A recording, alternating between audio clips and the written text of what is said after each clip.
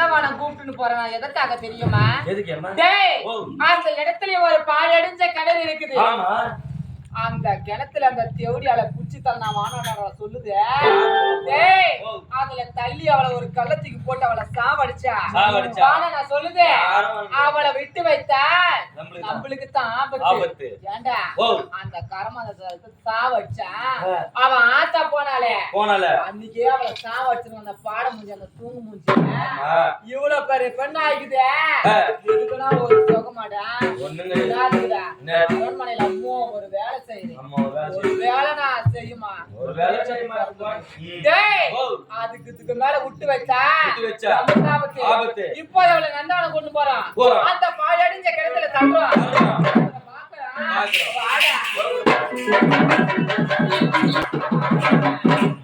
ஐயோ எவ்வளவு அழகா இருக்கு பாத்தியா நீ இருக்க காட்சி காற்று செந்தமரை போல முகம் அப்படி இருக்கும் போதுதான் பார்க்கும்போது மலையோர நடந்து வந்தேன். ஒரு துளி என் மேல தாவிப்பட்டது. அந்த அருகில் ஓரம் சில்லில் என்று ஒரு ஜில்லில் வீண்டு விட்டது. திரும்பி பார்த்தாக்கா இல்லப்பா அருகே எவ்வளவு அழகாக இருக்குது. நான் நினைச்சு பாத்தீங்க அந்த மலர் எவ்வளவு அழகாக இருக்கிறது. பாத்தீங்களா அழகாக பாத்தீங்களா அம்மா அந்த திசை பாத்தீங்களா எவ்வளவு ஆனந்தமாக போட்டுக் கொண்டிருக்கிறது. இதெல்லாம் பார்க்கும்போது பூஜைக்கு வந்த மலரேவா பூமிக்கு வந்த நிலையேவா பெண்ணின்றி எண்ணி பேசாமல் வந்த பொண்ணே நிலையேவா.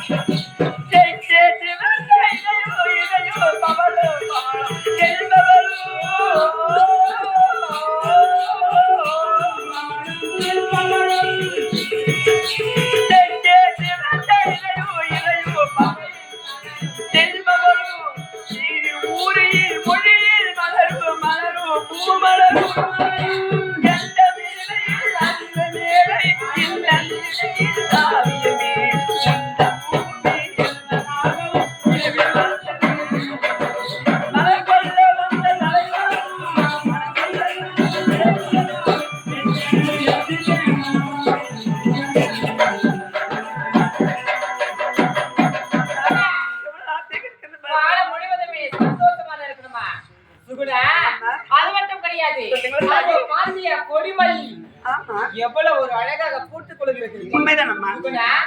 அந்த கொடிமல்லி இப்போது எனக்கு வேணும். அந்த கொடிமல்லி அந்த மலை மீது எழுதி நீ அந்த கொடிமல்லியை பறிக்க வேண்டும். அப்படியா? ஆமாமா. அம்மா அந்த திசை பார்த்தீர்களா? எவ்வளவு பாழடைஞ்சு போயிருக்கிறது. அம்மா என்னம்மா இவ்வளவு பெரிய கிணறு இருக்கிறது. சுகுண ஐயோ இவ்வளவு கிணறு ஓரமா தான் இருக்குது. அதுக்கு மேல மலர் இருக்கிறது. ஆமா அந்த மலரை கேட்கிறீங்களா? அம்மா எவ்வளவு பெரிய பாத்தியில கருணை இவ்வளவு பெரிய பாம்பா பார்த்ததே கிடையாதும்மா. சுகுணா பாம்புக்கு போய் நீ பயப்படலாமா? சுகுணா அது எப்பேற்பட்ட பாம்பா இருந்தாலும் முதல்ல நம்ம கோயில வாங்கம்மா. எப்பேற்பட்ட பாம்பா இருந்தாலும் உன்னுடைய தாய் நான் பயப்படாத நான் பிடிப்பேன். வாழை மரத்துல பச்சை பூச்சி புழுகு எவ்வளவு பெருசு பாத்தீங்களா? பச்சை புழுகு புழுகே ஒரு அவ்வளவு பெருசு. அதுக்காக நீ பயப்பட வேண்டாம். கடிச்சா கடிகிடி போது நிறுத்துமா. கொட்டா புள்ளவே பறிவிடும். சுகுணா அதெல்லாம் உண்மைதாமா. சுகுணா, அந்த பூச்சிகளை நீ பயப்படாதே. உன்னுடைய தாய் நான் உறுதுணையாக பக்கத்தனமாக நான் இருக்கிறேன். நீ அந்த மலை மேல் ஏறி அந்த மலையை நீ பறிக்க வேணும். அந்த மலை தான் எனக்கு வேணும். அம்மா போதும் எடுத்துக்கலாம்மா. இல்லையா ஒரு நாட்டுக்கு மகாராணி காவலுக்கு ஏவலுக்கு ஆயிரக்கணக்கில் ஆளுகள் வச்சு பணிப்பெண்கள் ஆயிரக்கணக்கில் உல்லாசமாக வேலை செய்கிறார்கள். அவங்கள இருக்கிற போது நீங்க பால்மையில் உலகி கொண்டிருப்பவள் நீங்கள் கையை நீட்டினா போதும் கூட கொடியாக கோடி கொடியாக வண்டி வண்டியாக மாலை மாலையாக கோபுரமாக மாலை வந்து சேரும். அப்படி இருக்கும்போது சாதாரண மலரை கேட்கவில்லைம்மா. அந்த பார்த்துமா போன மலர் வாங்கம்மா போலாம். அந்த மலர் யாருக்கு வேணும்? சுகுணா, இதே உன் தாயா இருந்திருந்தா உன் தாய் அந்த மலரை கேட்டிருந்தால் அந்த மலரை நீ பறித்திருக்க மாட்டியா? தாய் பாசம் அந்த மலரை உன்னால பறிக்க முடியாதுன்ற. இப்போது அந்த மலரை பறிக்க முடியாதாமா? ஒரு நாள் நான் உங்களை பிரிச்சு பார்த்தது கிடையாது. இவ்வளவு நாட்களாக வந்தது நாட்களாக என்ன பிரிச்சு பிரிச்சு பாக்குறீங்க. என்னை விட்டு உன்னை விட்டாலும் எனக்கு வேறு யாரம்மா இருக்கிறீங்களா? பாவைக்கு உடல் பிறகு அக்கா தம்பி அண்ணன் தம்பி கண்கலங்க வேண்டாம். அப்படி இருக்கும்போது என்னுடைய தாய் என்னைய பிரிச்சு பிரிச்சு பேசுறீங்களா? ஏமா சுகுணா, நீ கண்கலங்க மரியாதை மீறுமா? மகள் தான் அம்மா. அந்த மலரை நீ ஏறி பறிமா. உனக்கு பக்கத்துல சரி அப்படியே ஆகட்டும். இப்போது என்னுடைய உயிரே போனாலும் போகட்டும். அந்த மலரை நான் அம்மா காலை வச்சு கூட இடையில எப்படிமா எனக்கு நீச்சல் கூட தெரியாதம்மா. காலை வைப்பதுக்கு இடம் இல்லையா?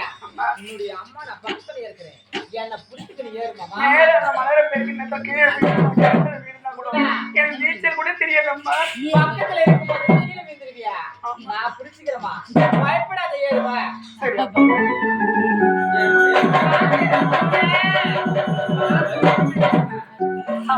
என்னம்மா எடுத்துவே சோழ நாட்டை ஆண்டு வரும் மன்னனுடைய மகன் ரவிச்சந்திரன் அவன் போன் குறுகி திசை தளர்ந்து அறிவியாக இருக்கிறார். குஸ்தராபித்து இருக்கிறார். அவனுக்கு யார் ஒரு பெண் தருவதாக முன் வருகிறார்களோ அவளுக்கு இந்த சோழ நாட்டில் பாதியும் ரொக்க பணம் 50 லட்சம் தரப்படும்.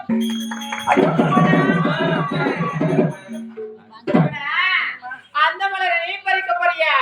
வேணாமா? சுகுணா, அத பாத்தியப்பா எடிச்ச கிணறு இருக்குது. அந்த கிணத்திலே கருணாக மேய்ச்சி கொண்டு போகுது. அந்த கருணாகத்தை பார்த்து நீ பயந்து விட்டால் உன்னுடைய தந்தைக்கு நான் என்ன பதில் நான் கூற போகிறேன்? சுகுணா, அந்த மலரை நீ பறிக்காதே.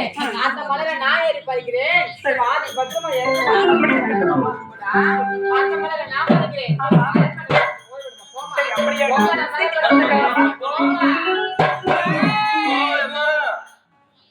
பாத்தியாடா?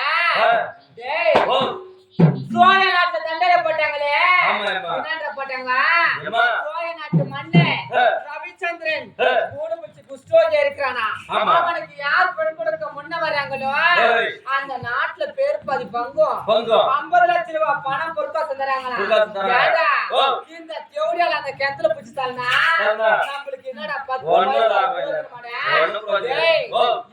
போய் அங்கத்தாலனா பேர் பாதி நாடு வருது. 10 லட்சம் ரூபாய் பணம் பொறுப்பாச்சு வருது.